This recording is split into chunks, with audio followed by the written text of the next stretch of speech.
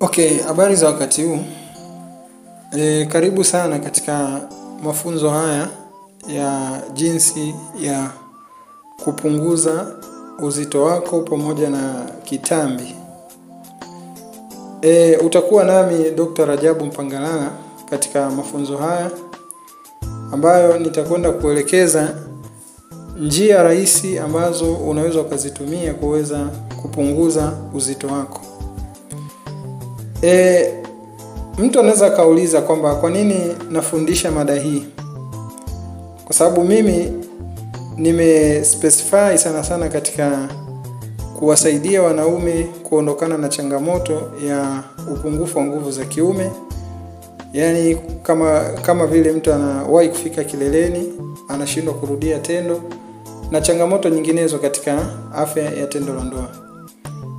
Sasa unaweza ukajiuliza kwamba kwa nini nafundisha somo hili? Ni kwamba nafundisha mada hii kwa sababu miongoni mwa visababishi vya upungufu wa nguvu za kiume au miongoni mwa visababishi ambavyo vinaweza vikapelekea mwanaume kushindwa kufanya tendo la ndoa vizuri, lakini pia hata katika changamoto za uzazi.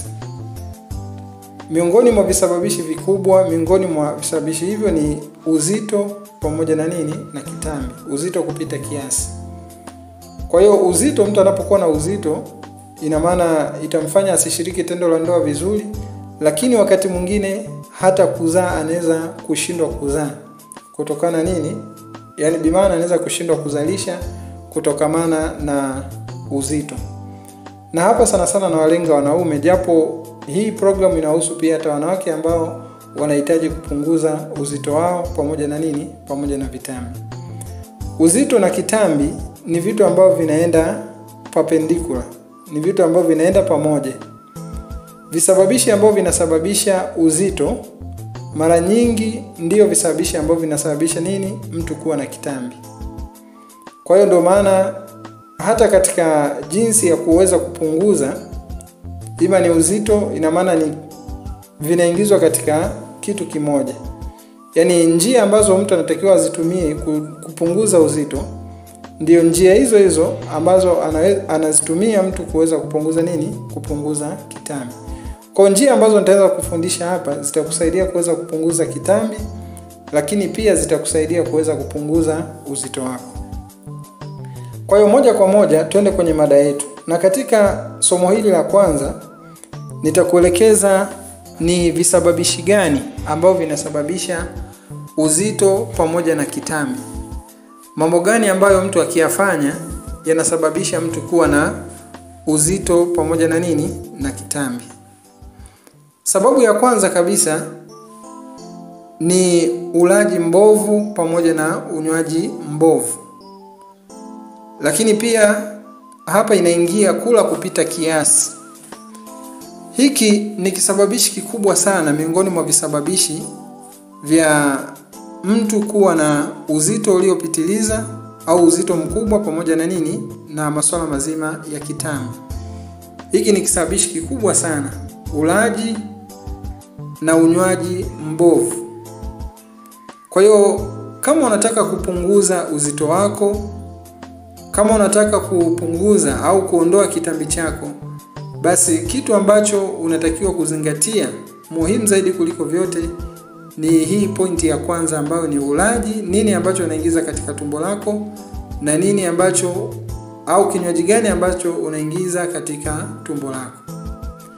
Kwa hiyo kula kupita kiasi, na hapa tunakusudia vyakula kama vile vyakula vyenye sukari. Na katika somo lijalo tutakuja tuelezee sasa ni vyakula gani ambavyo unatakiwa kuepuka na vyakula gani ambavyo unatakiwa kutumia ili kuweza kupunguza uzito. Kwa vyakula ambavyo tunakusudia hapa ni vyakula vyenye mafuta mengi. Na katika somo hili au programu hii pia nitakuja kueleza jinsi ya kutofautisha mafuta mazuri na mafuta mabaya. Kwa sababu hiki ni kitu ambacho pia watu wengi elimu hii hawana. Mtu anahisi labda mafuta ya kwenye nyama ndo mafuta mabaya, au mwingine anahisi labda mafuta yanayopatikana katika kitu fulani kwenye samaki anahisi labda ni mafuta mabaya, lakini kumbe sio kweli. utakuta kwamba kumbe mafuta mabaya ni yale ambayo anayatumia kila siku. Tutakuja kuona utofauti kati ya mafuta mazuri na mafuta mabaya. Kwa hiyo vyakula vinavyokusudiwa hapa au ulaji mbovu unaokusudiwa hapa ni ulaji wa vyakula vyenye mafuta mabaya kupita kiasi. Lakini pia ulaji wa vyakula vyenye sukari ni miongoni mwa visababishi vya mtu kupata uzito. Lakini pia utumiaji wa vyakula vyenye kalori nyingi, na hapa tunakusudia vyakula vya wanga. Kalori tunamaanisha, yani tunaposema chakula kinaongeza kalori mwilini, bimaana ni chakula ambacho kinaongeza nguvu mwilini. Kwa hapa tunakusudia aina ya vyakula vya wanga. Kwa vyakula vya aina hiyo ndio vyakula ambavyo vinaongoza kumpatia mtu nini? Uzito. Sababu ya pili katika sababu ambazo zinapelekea mtu kuwa na uzito mkubwa au uzito uliopitiliza pamoja na kitambi ni kutofanya mazoezi, au kwa lugha rahisi tunaweza kusema kubweteka.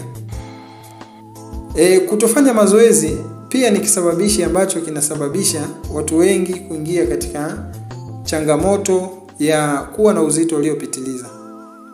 Kwa sababu ni moja, kwamba unakula chakula lakini kile chakula hakifanyi kazi. Sasa kwa zama tulizo nazo, zama ambazo kazi za nguvu zimepungua, kwa hiyo utakuta watu kazi wanazofanya, kazi nyingi ni za kukaa maofisini na sehemu nyinginezo.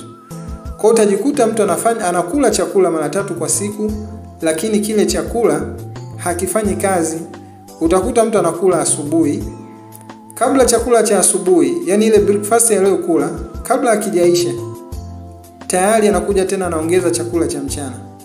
Chakula cha mchana hakijaisha, anaongeza chakula cha usiku. Kwa hiyo utajikuta vyakula vinakuwa vinarundikana, mwisho wa siku vinabadilika, vinakuwa mafuta, na mwisho wa siku ndo chanzo cha kitambi, lakini pia chanzo cha damu kutotembea vizuri mwilini. Hiyo ni kwa nini? Kwa sababu ya kutokufanya mazoezi, kwamba unakula chakula lakini hakifanyi kazi. Na ndio maana wazee wetu wa zamani wao waliepukana na changamoto kama hizi, changamoto za hormone imbalance na uzito uliopitiliza. Kwa nini? Kwa sababu kwanza walikuwa wanakula kidogo, upatikanaji wa chakula ulikuwa ni mgumu. Unakuta mtu akila mara moja ni mpaka kesho. Unaona? Zile kapile kama sasa hivi ambavyo tunasema kapile zile.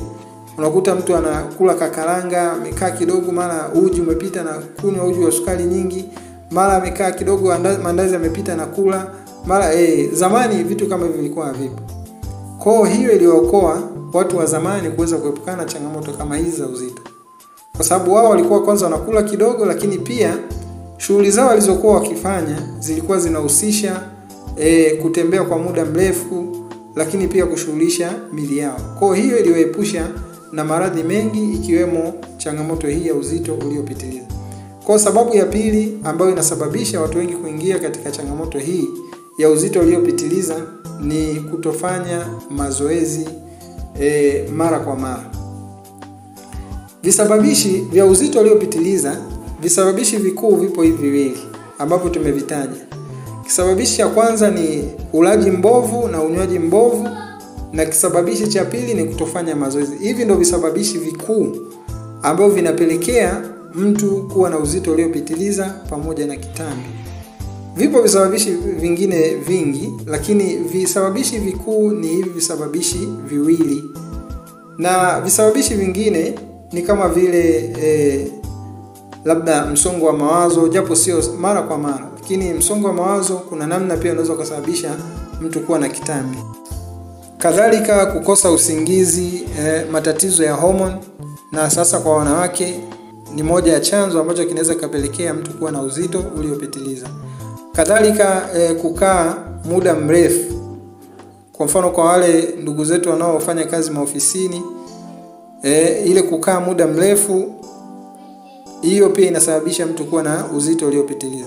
Lakini kadhalika unywaji wa pombe ni miongoni mwa visababishi vya mtu kuwa na kitambi. Ndio maana walevi wengi wanakuwa na nini? Na kitambi. Japo pombe pia inaingia katika ile pointi ya ulaji na unywaji mbovu.